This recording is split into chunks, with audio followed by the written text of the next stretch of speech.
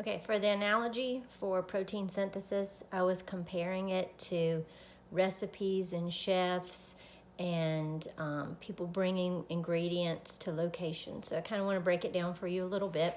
So in the cell, there's all kinds of organelles. But the main organelle that's going to make the proteins is going to be called the ribosome. And the ribosome is located outside of the nucleus. And there's more than one, but I'm just going to show you one because that's all that matters. What I'm going to show you happens in every single ribosome. And if you've been paying attention, it looks like a little hamburger bun. And we have, the top and the bottom. And our message is going to run through the center of the ribosome so that it can read the message and know what protein it's supposed to build. But it's getting all of its instructions from something that's located inside of the nucleus. Now the nucleus has a double membrane around it, and that's because what's inside of here is so important that we don't need it damaged. And this is going to be where you're going to find your chromosomes. And for humans, et cetera, et cetera, et cetera, we're going to find 46 of those. So every single cell in your body, with the exception of the egg cell and the sperm cell, has all of the genes that every single cell in your body needs. It just doesn't use all of them. So basically, your 46 chromosomes would be similar to a cookbook. So you have your book, and in your book, you have your 46 chromosomes, and each chromosome could be considered like a chapter in your book. And each chapter, so your chapters are chromosomes. And then each chapter has recipes in it. And we've learned that chromosomes 1 and 2 and 3 are your larger chromosomes. And then as we go through, the chromosomes get smaller and smaller. So chromosomes 1, 2, and 3 have the most recipes on them. And our recipes are our genes. Okay, and so most of us, over 99% of us have, or 99% of our genes are exactly the same because we all need to build very similar things. The recipes that are a little bit different are the recipes for the different proteins that code for the color of your hair and the color of your eyes and the color of your skin and things like that. So your different melanins and your height and all those kind of things. How do we build our person is what your genes are telling your ribosomes. All right, so if I was to look at a chromosome, a section of my chromosome is called a gene. And originally, scientists believed that one gene equaled one protein. But that's not exactly true because one gene can actually be modified many different ways in the process and make multiple outcomes of products. And our product in this whole process is proteins. Okay, now where does the modification happen? And the modification is going to happen after the gene gets copied. Okay, so we're going to go back to our cell. And the recipes are here. The chef is over here waiting at the kitchen. He just needs the recipe and he can get started. But the chromosomes are so important they cannot leave the nucleus. So we have to have somebody who can go into the nucleus, get a copy of our recipe, and bring it all the way out to the ribosomes. And that person, that copier, is going to be our messenger RNA. So when we go from DNA to messenger RNA, that step is called transcription. Okay, now from DNA to messenger RNA, we'll talk about how all that happens. But the final product, messenger RNA, gets modified in between, okay? So your messenger RNA gets spliced. All right? Now, there's a whole long recipe that has all kinds of ingredients and all kinds of parts and pieces. But the splicing decides, okay, we're going to cut these little pieces out, and today the protein we're going to make is going to be this protein. What we're going to keep exons. We're going to cut out the introns. All right, and the reason we keep the exons instead of exiting them is because this whole process is called gene expression. Because in the ultimate end, when the protein gets made, that gene gets expressed. So what we keep in our messenger RNA are our exons. What we cut out are our introns. And literally, it's as if I gave you a recipe for a cake and you decided to take some of my ingredients out because you don't want nuts in the cake, or you don't like the flavor of coconut, or you're allergic to gluten, so you just take the flour out, or whatever, okay? So by removing different ingredients, you're going to end up with a different final end result. So that messenger RNA is single-stranded. DNA is double-stranded. There are little openings on the nucleus, and they're called nuclear pores. They're very, very, very, very tiny, and DNA is too large to pass through. But guess who's small enough? It's messenger RNA. I'm going to make messenger RNA red. Right? And she can pass through because she's single-stranded. So this is messenger RNA, and she's single-stranded. Okay, so now what we've done, we've gone to our cookbook in here, and we've made a copy of the one recipe that we want. So we opened up our book, turned to page 573, found our recipe for coconut cake, and we made a photocopy of it, okay? Close our book back together. The original cookbook stays in here. The photocopy of the recipe is our messenger RNA. Now, when you look at your recipe,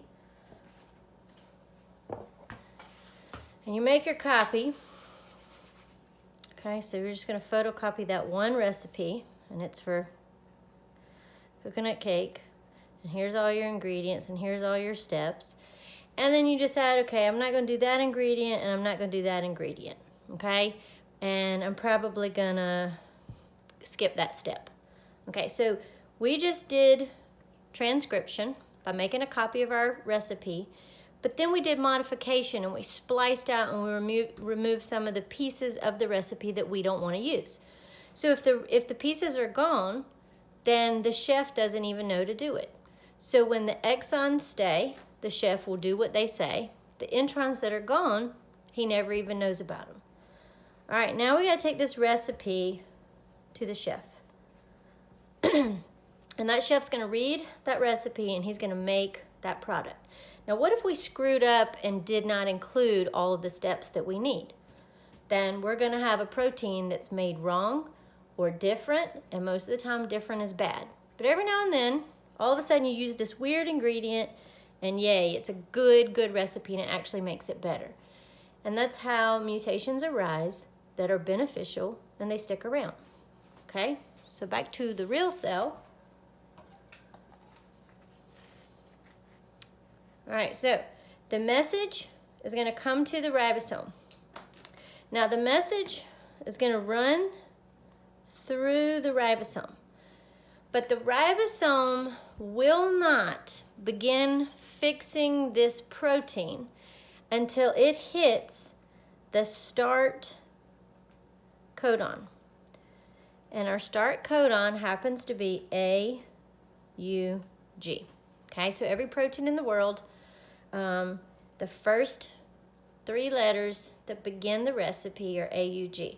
So this stuff here that is not being read is part of that cap and that tail that we added early on to make our DNA safe for travel. So not only did we remove the introns, but we added a poly A tail, which means on the end of it we added like a bunch of A's, and then we added a 5' cap. And so on both ends of our message,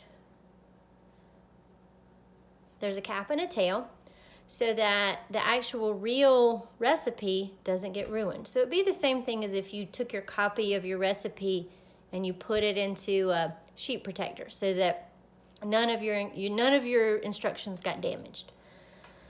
All right, so now we're gonna run through here, and it's almost like a ribbon, and it's moving in this direction, okay?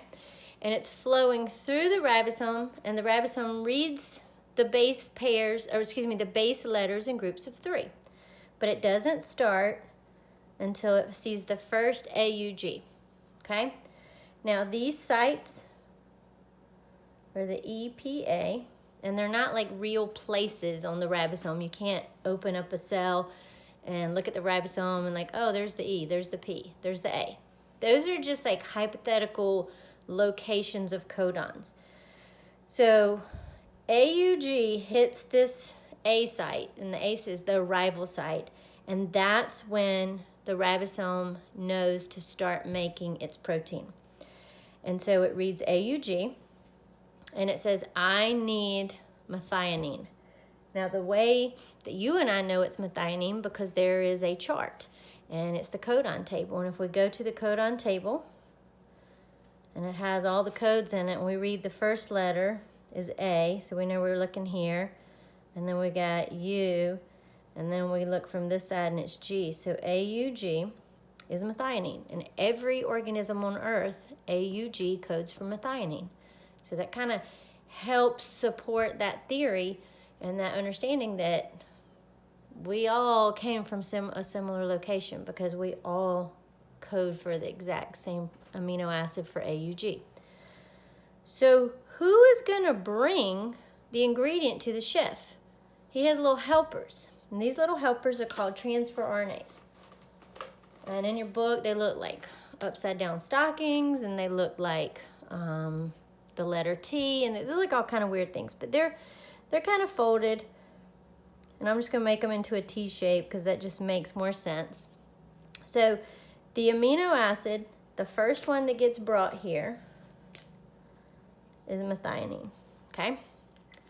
And that transfer RNA knows to land there because the ribosome sends out a signal, and it's a real complex situation, but that transfer RNA on the bottom, he has an anticodon. All right, so we'll shift real quick. So if the messenger RNA ribbon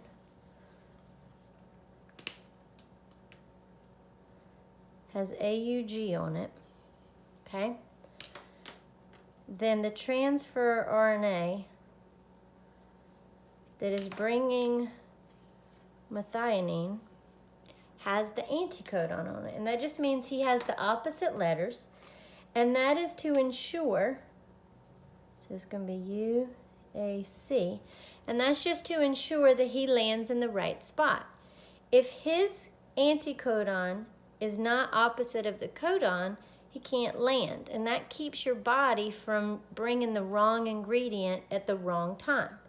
So if this had said UAU, it would not land, and it would not bring that ingredient. All right, so he lands, he's good, everything's fine. All right, so then the ribbon is going to pull, the ribosome's going to move, and he'll shift over a little bit.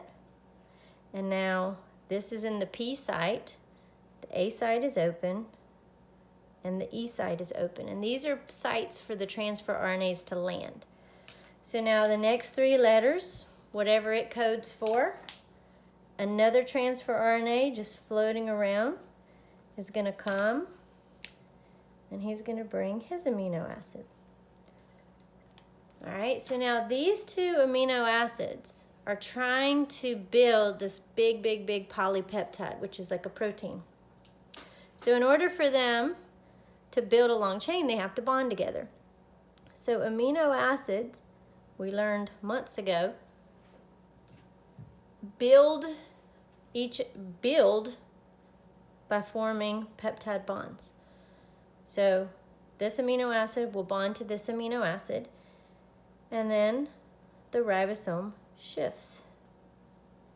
And now the original transfer RNA is in the E site, which is exit. This guy is now in the P site, and the next location is A. and A is where it's going to read the next 3 letters. So this transfer RNA will leave and head back out into the cytoplasm to go and try and pick up another amino acid. The ribosome reads the next 3 letters. A new transfer RNA lands, and he brings his amino acid, depending on whatever code it is, okay? And then these will form a peptide bond. He will take off. The ribosome shifts down again. And now this transfer RNA is in the P site. The A site is open for a new arrival, bringing a new amino acid. And the exit site is now open for when the next amino acid comes, he can slide over. And so this happens over and over and over and over and over and over again. And eventually, what you will end up with is a long chain of different amino acids in all kinds of different orders, depending on the recipe. And this goes on, could be from 20 to 100,000 amino acids long. And that would be a long, long chain of amino acids, all bonded with peptide bonds. Okay? And that whole structure is called a polypeptide. Because poly means many, peptide is the bonds that hold it together. This is going to be your primary structure. Okay, and if you remember back from proteins, primary structure is just the long chain. Secondary structure, it either twists up, so it becomes alpha helix, or it does beta pleated sheets, and all of that is based on the hydrogen bonding that occurs. Then those are going to twist or coil even further, and so it forms like a globular structure. So either it bends, and so it's like a slinky that gets all tangled up. And this is also going to be because of H bonds and disulfide bonds. Okay, so H bonds and disulfide bonds will hold it together. And then your 4th level, your quaternary level, is when you take multiple ones of these and clump them all together. So 4th level, I take one of these and one of these, and then I take one of these and one of these. And so the ability to structurally break those down is extremely difficult. This is your final, this is when it is a protein. All of these they're still polypeptides. And if you want to break down this structure, it's called denature. And the top 2 ways of denaturing are heat and pH. Okay, so proteins are very structurally sound because they don't want to fall apart, because their structure equals function. Now, this is the correct way that a protein gets built. If there is an error in the DNA, then everything is wrong all the way through. If there's an error in the process of transcription, then the protein gets made wrong. It may not happen the next time transcription occurs, so that may just be a one-time error. If there's an error in removing the introns and exons, then that may just be a one-time thing. But if it's messed up, then the product will not be the normal thing unless it's a silent mutation. And we'll talk about mutations next time. The last thing I want to say is transcription is your first step. All of this building of the protein is called translation. Okay? And these steps happen in order of alphabetically. So transcription first, translation second. Okay, and those 2 steps put together are called protein synthesis, also known as gene expression. Okay, because if the gene is being used to make a protein, it's being expressed. And so not all of our genes are expressed in every cell, and not all of our genes are always expressed all the time. But when a gene is used to make a message to send to the ribosome to make a protein, that's protein synthesis, because synthesis means to make, and genes are getting expressed. And depending on what your gene says, you get different proteins in the end.